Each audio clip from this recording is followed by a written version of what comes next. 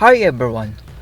Mabuti naman at ang setup ni Boy Libag ay tila hindi nagtagumpay dahil dinismiss ng korte ang frustrated murder case laban sa police officer doon sa nag-viral na road rage. Sa video na ito ay tingnan natin ang nabigong setup ni Boy Libag para mag-viral lang ang kanyang content. Panoorin natin ang video na ito.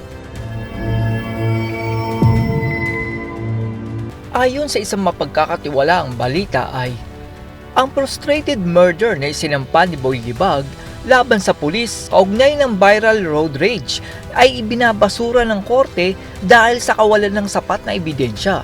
Sa isang desisyon na inilabas ng Pasig City Prosecutor's Office ay ibinababa ng korte ang reklamo sa slight physical injury sa halip na frustrated murder.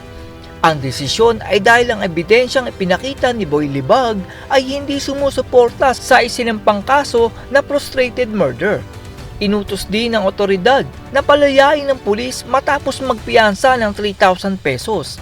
Ang kaso ay nag-ugat sa isang viral video noong May 12 na nagpapakita ng isang pulis na sinasabing itinulak si Boy Libag sa kahabaan ng C5 Broadway sa Pasig City na nagdulot ng galit sa publiko at nag-udyok ng agarang aksyon mula sa mga opisyal na nagpapatupad ng batas. Sa isang press briefing, pinuna ng commissioner ang paunang reklamo. Iginiit na hindi dapat i-downgrade ng mga otoridad ang kaso sa slight physical injury dahil sa tindi ng insidente. The reason why I am angry is nalaman ko na ang una, nandun pa siya. 11 o'clock tayo. Pero worse, nalaman ko na ang ikinakaso lang pala ng QC sa kanya slight physical injuries. Physical injuries lang at malicious mischief. Ano ibig sabihin nun? Napakababa ng kaso na balak i-file ng QC laban dun sa pulis nila na nanulak na nagmomotor sa C5. Klaro-klarong may intensyon na pumatay yun. Nasa C5 tayo eh. Gayunpaman, ang abogado ng depensa ng akusado na opisyal na si Attorney Ariel Inton ay sinabi na sa simula pa lang ang kasong frustrated murder ay walang batayan. Dinagdag pa niya na ang pagsasampa ng labis ng mga kaso ay nag-aambag lamang sa hindi kinakailangang pampublikong pagkondena doon sa pulis. Wala lamang nga ayon din sa resolution ng prosecutor's office, kaya nga dismiss yung frustrated murder at malicious mischief charges ay ang itinulak niya ay yun likod ng motorsiklo ng rider. In other words, hindi niya nahawakan anumang body part nung tao, nung rider. So dinismiss po yun at ang isinampa lamang at tulad ng original na rekomendasyon ng mga Quezon City Police District investigators ay slight physical injuries.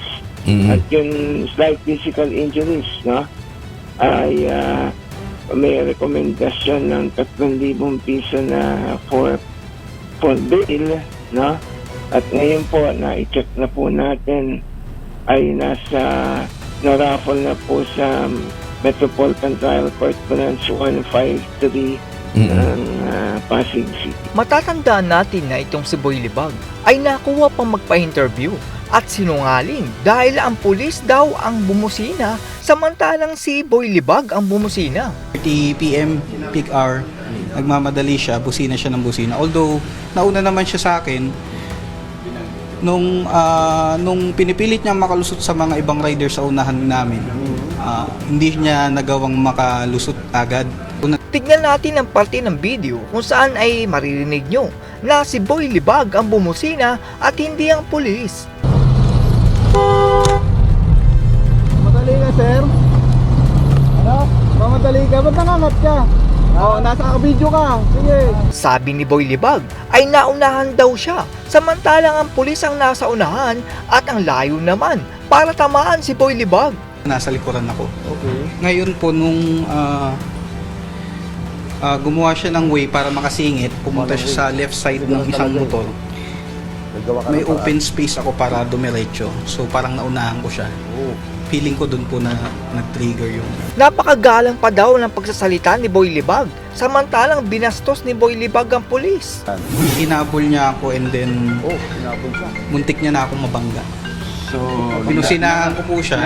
Po, sabi ko lang, mag-ingat ka. Sir, ba't mo ako pininahan? Naka-uniforme ka. Magalang pala Sir, bakit naman ganito? Balikan natin ang paglayo ng pulis, pero itong si Boy Libag ay habol pa rin ng habol at naghahanap talaga ng gulo para may mai-content si Boy Libag. ba't kinakat mo ako? Ha? Mamadali ka, alam mo traffic. Ano?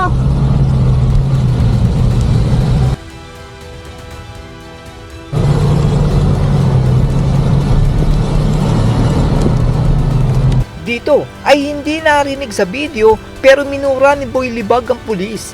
Nakamute po yung unang parte ng video dahil inedit ni Boy Libag para magmukhang biktima si Boy Libag.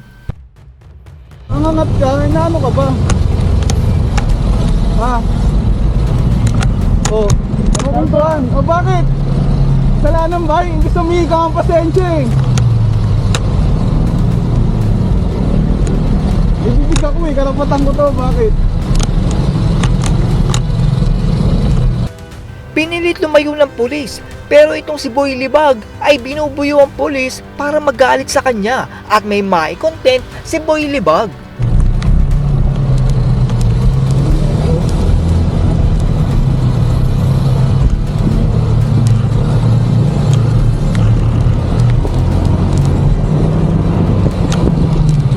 At yan po ang kaganapan kung saan ay binasura ng korte ang kaso ng pulis dahil sa setup ni Boy Libag.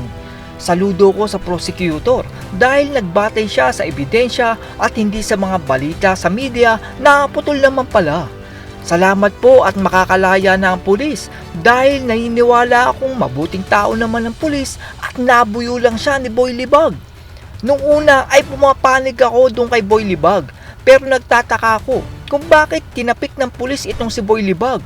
At nung hinamon ng mga netizen si Boy Libag na ilabas ang full video ay tila napilitan si Boy Libag dahil nabilog na niya ang media sa pag-aakalang papanig ang lahat kay Boy Libag. Yun ang pinakamalaking pagkakamali ni Boy Libag dahil ang ebidensya ng pambubuyo at pambubuli sa pulis ay nandun pala sa putol na video. Ang video na nagpasikat kay Boy Libag ay ang mismong video din na naging dahilan para magtago na si Boy Libag at iwan ang lahat ng kanyang followers. Sa ngayon po ay deactivated na po si Boy Libag at tila di mapakali ang kanyang puwet. Isa po itong paalala na kung gusto nyo pong sumikat ay wag po kayong mag-upload ng video na putol naman pala. Dahil ang libag ay lalabas at lalabas, putulin mo man ang katotohanan. That's all everyone. Salamat sa inyong panonood. This is Chuck and you're watching Biker Drone.